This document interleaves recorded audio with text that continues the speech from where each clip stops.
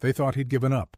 His men lay their weapons down. The white flag fluttered in the cold French wind. And the German commander smiled. It was over. Or so he thought. Because what came next would become one of the most audacious traps in modern military history. A surrender that wasn't defeat, but bait.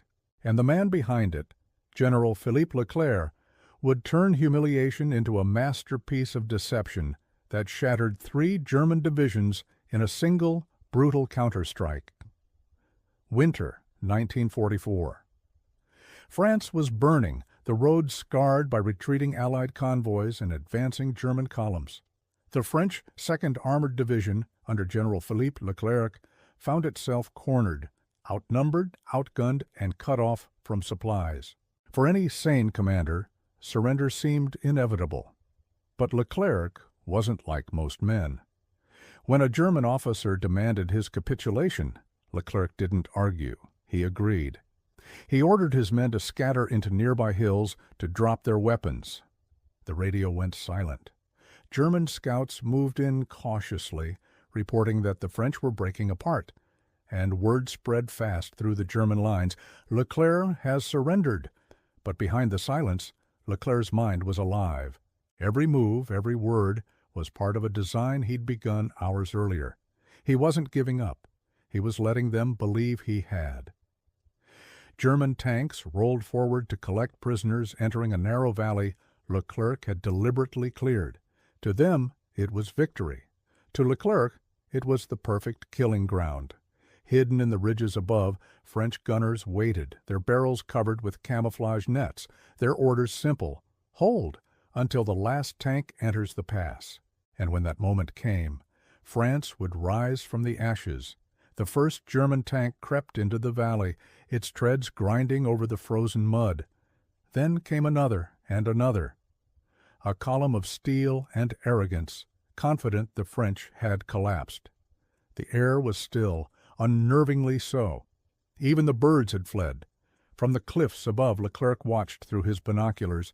He waited, heart steady, jaw clenched, until the last armored vehicle rumbled into the choke point. His men, hidden among the rocks and trees, were ghosts now, waiting for the word that would turn defeat into vengeance. Leclerc whispered into his field radio. Phew! The world erupted. The valley became hell. French artillery, positioned in secret days before, unleashed a storm of shells. Trees shattered, tanks burst into fireballs, and the German infantry scattered in blind panic. Within seconds, their victory march turned into a massacre. The illusion of surrender had drawn them in like flies to flame. Leclerc's broken units, the same soldiers who had pretended to flee, now surged from the hillsides, firing from all directions. Machine guns rattled, mortars howled, and the German command vehicles were the first to go up in flames. Radio chatter on the German side disintegrated into chaos. They couldn't comprehend it. Just an hour earlier, they believed the French had surrendered. Now they were trapped, surrounded, and being cut to pieces. And at the center of it all stood Leclerc, calm, composed, and utterly relentless. He'd gambled everything on one lie, and now that lie was turning into his greatest victory. Smoke blanketed the valley like a funeral shroud. Burned-out tanks littered the road, twisted metal carcasses marking the graves of German confidence.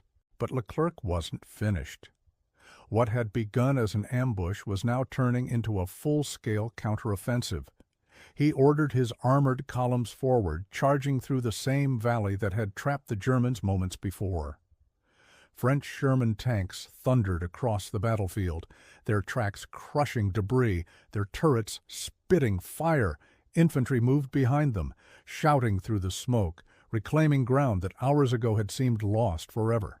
Leclerc's voice over the radio was steady, deliberate, almost cold. No mercy until they break. His men obeyed without hesitation. Every shot, every explosion carried the weight of vengeance, for the villages burned, the civilians executed, the humiliation of years under occupation. On the German side, panic spread like wildfire. their supply lines shattered, their retreat routes blocked by the very terrain they thought they controlled. Officers screamed contradictory orders, and units began surrendering in clusters. Some German soldiers threw down their weapons and ran, straight into French gunfire. Leclerc's surrender had been a masterstroke of psychological warfare. By letting the enemy's arrogance blind them, he'd forced them into the perfect trap, one they could not fight their way out of. By nightfall, the valley was silent again.